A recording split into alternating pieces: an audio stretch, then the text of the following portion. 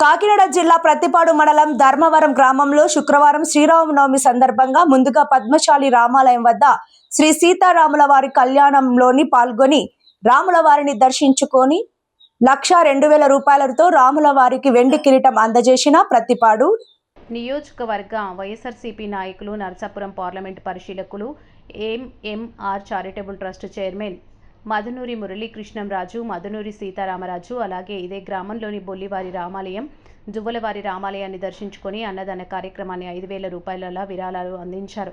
ఈ కార్యక్రమంలో కోలా తాతాబాబు, జువ్వల దొరబాబు, పోకనాటి శేషయ్య, దాడి పుత్తయ్య, కాకి చక్రారావు, పలివేల లక్ష్మీనారాయణ, పలివేల చిట్టిబాబు, మొండి సుభాష్, మొండి రాజు, కాకి సూర్యచంద్రరావు గ్రామస్తులు పాల్గొన్నారు.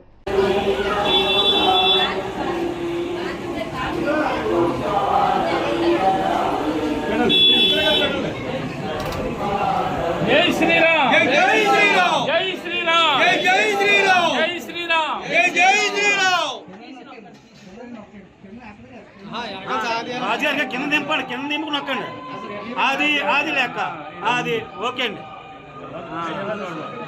ఇలా చూడండి రాజుగారు, మేము సెట్ చేస్తామండి. చేసేసి